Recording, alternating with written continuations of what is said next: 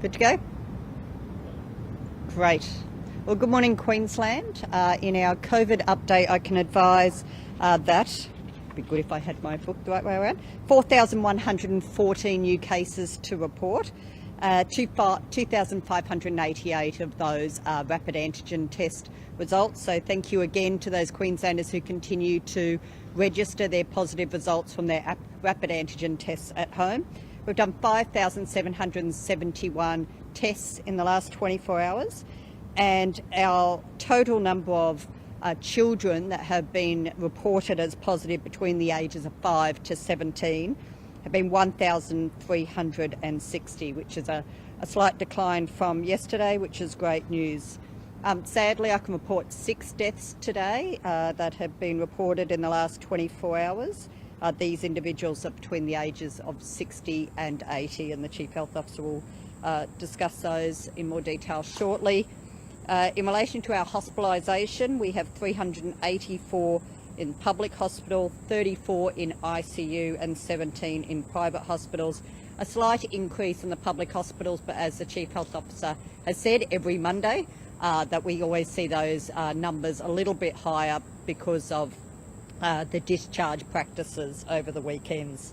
Our vaccination rate now sits at 92.24% first dose and 90.61% double dose, which is great. I still would like to see our child immunisation rates come up. We are like many other states across Australia where we are seeing around 50%. We are at 42.08% of our 5 to 11-year-olds. So we are not even at the halfway mark of our 5 to 11-year-olds being vaccinated for COVID. So I remind parents, our vaccination clinics are still open. You can walk in, you don't need a booking. You can also walk into community pharmacies, or you can make a booking with GPs to get your child vaccinated. And our 12 to 15-year-olds, we are still sitting at 76.88% first dose and 70.38% double dose. I am pleased that we, over the last couple of days, have reached over 200,000 5 to 11-year-olds. We're sitting at 200,001 and 460, so 201,462 children, but of course we need that to be over 400,000. And our boosters now sit at 63.11%, so we've now had 1.896 million people receive their boosters, which is fantastic, and 9,848 in the last 24 hours. So what we know is people are still coming out and getting their booster, which is fantastic news, but we're not seeing the vaccination rates in our young people at the rate that we should. And the very positive news I can report today that our staff who are positive or close contacts who are out of the workforce currently across health and ambulance services is down to 1,361. That's down from 1,817 just a week ago, and we know our peak was over 6,000. So I'm really pleased to see those numbers coming down, because that means more health workers back in our hospitals and paramedics on the road. I'll now hand over to Dr. Gerrard. Thank you very much, Minister. So today we sadly have 6 deaths to report, 2 people in their 60s, 1 person in their 70s, and 3 people in their 80s. 1 was unvaccinated, 4 had received 2 doses of vaccine, and only 1 had received the booster. One of these individuals was an aged care resident. That brings it to a total of 241, the number of deaths in aged care, and our thoughts again with their families. In terms of hospitalisations, we have 384 people in our public hospitals as of last night. That's up slightly from the day before when it was 365, but as I've said on numerous occasions, there is this 7-day cycle, and we usually find that it doesn't start to stabilise in terms of the numbers we present to you today until about Wednesday, because of changes in the discharge practices over the weekend. So I'm not concerned about that. 34 patients in intensive care in public intensive care units. It was 33 the day before. In private hospitals, 17 patients with COVID, down from 21 on Sunday. And in terms of COVID cases in school-aged children, 1,360 cases reported in the last 24 hours, down from 1,381. And again, I can tell you that there has been no increase in hospitalisations among children in the last 24 hours, and no increase since the opening of schools exactly 2 weeks ago. I'll now hand back to the Minister. Thank you. Questions? No? We all good? Sure, yeah.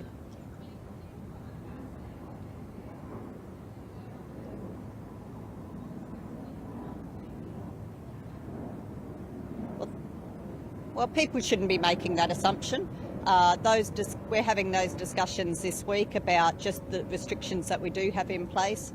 But I know over the last few days when Victoria and New South Wales have announced some of the lifting of restrictions in their jurisdictions, we have been asked, well, when are we going to do the same? Can I be very clear? Victoria and New South Wales restrictions that they're lifting really brings them into line with where we have been throughout December and January. So many of the restrictions, working from home, density limits, we have not had density limits for some time now here in Queensland. Not needing to scan into shopping centres and that, we lifted that a week or two ago.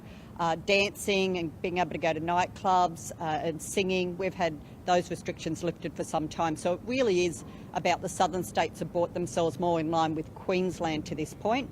I know there's discussions and there's announcements around potential lifting of masks in certain settings interstate, but I believe that they're still to be finalised. So we'll have our discussions this week. The Premier made it clear that we would let everyone know by the end of the week, or the end of the month, sorry. And we also said the same thing about our elective surgery. So far, can I say, things are looking on track, that we can lift our restrictions on elective surgery in our hospitals. Some of our hospitals have already been bringing some of their elective surgery online in individual cases, but our statewide suspension of elective surgery is still in place till the end of the month. So I'm really hoping that when I talk to all the HHSs over the next few days and senior leadership in health, that they're going to be able to say to me that we can get back to having elective surgery. It'll probably be phased in, but we will have more to say about that in the next few days. Look, we'll look at all of those measures. This is what the health ministers across the country are talking to the Commonwealth about. Here we are again in the same situation of basically pleading for the Commonwealth to recognise that COVID is not over. That there is ongoing pressure in our health systems. Our health systems here in Queensland have done very well to manage that pressure, but that pressure is there, and that pressure is not going to go away. We're going to continue to have COVID patients in our hospitals for some time to come, and that's on top of our ever-increasing demands. So we do need the Commonwealth to recognise that the changes they made around COVID and health funding needs to continue well into the future, and they also need to be talking to us about long-term reform on health funding, both in the hospital system but also to primary and allied health care. So we are saying we're going to need a lot of support to deal with the backlog of elective surgery that we're going to have, and I expect the Commonwealth to play their part and step up and support us in doing that.